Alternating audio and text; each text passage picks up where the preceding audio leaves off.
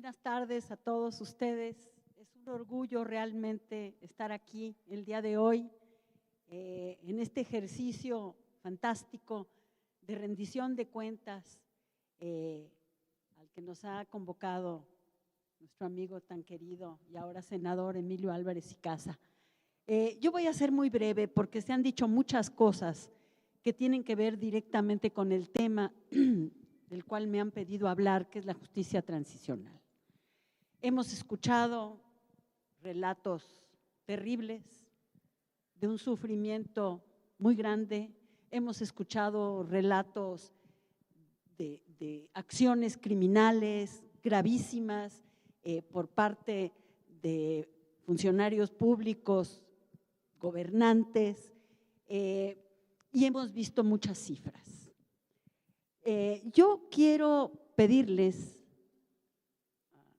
al senador Álvarez y Casa y a los senadores que lo acompañan que este cometido que nos han anunciado de construir el futuro abarque también a la justicia transicional.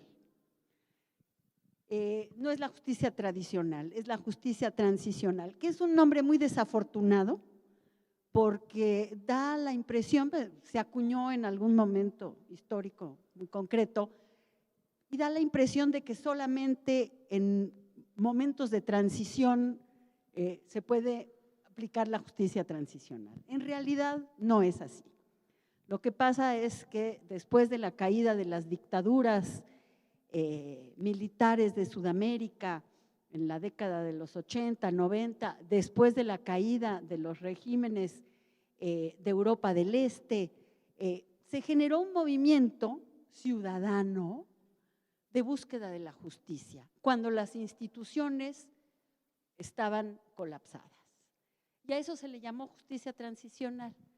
Pero en realidad, la justicia transicional, bueno, le quedó el nombrecito, se ha aplicado en muchos lugares del mundo. Quizás un ejemplo muy reciente de justicia transicional sucedió en Canadá, este país democrático al que muchos aspiramos a llegar. Bueno, Canadá acaba de concluir, bueno, son procesos que no concluyen en realidad, pero acaba de dar un paso muy importante en un proceso de justicia transicional que tiene que ver con los pueblos originarios de Canadá que fueron víctimas de un genocidio y que se empieza a reconocer. Bueno, entonces todo esto para que entendamos que la justicia transicional es aquella justicia que se aplica cuando las instituciones ordinarias de justicia no pueden, por falta de capacidad, por control político, por lo que fuera, atender situaciones de violaciones graves a derechos humanos, generalizadas y sistemáticas. Y México, vaya que cumple con creces con esa definición.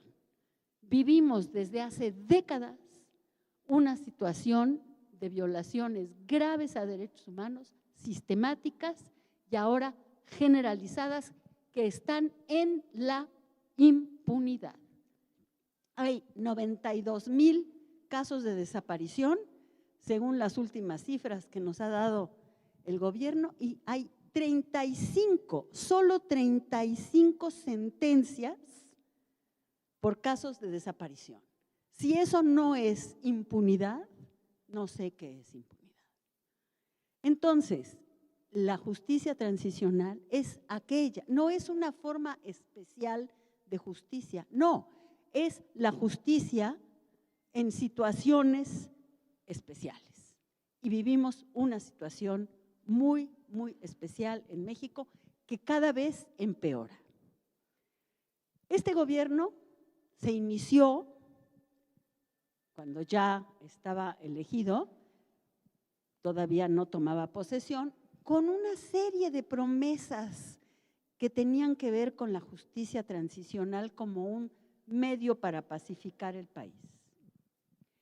Incluso hubo una reunión importantísima con el presidente electo y en Tlatelolco, en donde asistieron más de 1,000 personas que habían sido víctimas de todas las atrocidades que se viven en este país y que se han acrecentado, sobre todo a raíz de la llamada guerra contra las drogas, pero que también venían de antes.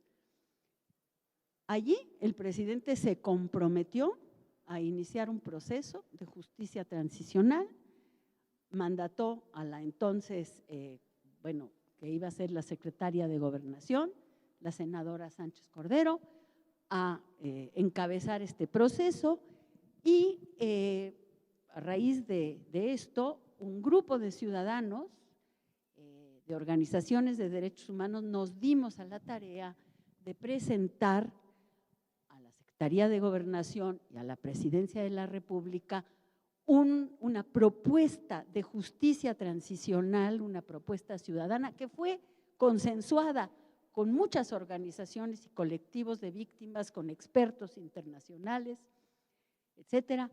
Se presentó y que abarcaba los 4 pilares de la justicia transicional, que son el derecho a la verdad, el derecho a la justicia, el derecho a la reparación del daño y las garantías de no repetición. Se presentaron estos documentos y cayeron en el más absoluto vacío. Tiempo después, a raíz de una masacre terrible, de niños pequeños, infantes, de la familia Levarón, Javier Sicilia convocó a una manifestación, a una movilización de víctimas, precisamente para reclamar este diálogo que se había prometido para implementar o dar pasos para que en México empezáramos a pensar en la justicia transicional. En una situación muy extraordinaria, porque México sigue viviendo un conflicto o conflictos armados y sigue viviendo situaciones de violencia generalizada. Nunca fuimos escuchados. Los únicos que nos escucharon fueron algunos senadores, encabezados por Emilio Álvarez y Casa, que recibieron estos documentos, que además también recibieron documentos elaborados por la Comisión Nacional de Derechos Humanos y el CIDE, en donde se presentaba un modelo también de justicia transicional para México. Llegamos al Palacio Nacional, nos enfrentaron con un grupo de choque y algunos de nosotros pudimos entrar a Palacio Nacional para entregar estos documentos a miembros del Gabinete de Seguridad del gobierno actual. Pero hasta ahí terminó el diálogo sobre justicia transicional en México. Ha habido, sí, iniciativas. La más reciente es la que se anunció el día 6 de octubre con el decreto de creación de una comisión para la verdad, el esclarecimiento histórico y el impulso a la justicia de los crímenes, de la llamada Guerra Sucia. Perdón, no estoy citando correctamente el nombre de la comisión. Yo la celebro. Me parece que nada más por ver el decreto, que va a tener un alcance limitado, pero hay que ver. Y ciertamente también, y esto hay que decirlo, ha tenido la participación de las víctimas y de los familiares y sobrevivientes de la Guerra Sucia. Bueno, es un paso adelante, pero falta muchísimo más. Entre otras razones, porque deja fuera todas las víctimas de violaciones graves a derechos humanos que han sucedido en este país después del año 1990, que es cuando la comisión va a concluir, digamos, es el periodo de tiempo que va a investigar la comisión. Y habrá que ver además si realmente cumple con el cometido de construir verdad, impulsar realmente la justicia, reparar el daño y desde luego establecer garantías de no repetición. Yo tengo dudas al respecto, pero igual hago votos para que esto funcione. Quiero terminar, porque ya estamos sobre el tiempo, pidiéndoles a estos senadores que están aquí reunidos el día de hoy con nosotros, que abran espacios de diálogo, precisamente para discutir estos temas de justicia transicional, que vayan más allá de las necesidades inmediatas e impostergables de los familiares de las víctimas, y que pensemos en que no puede haber una democracia funcional en un país que no tiene un Estado de Derecho.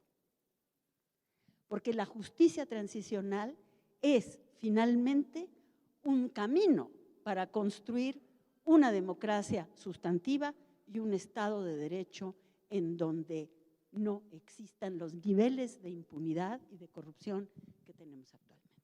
Yo lo dejo allí y les agradezco mucho.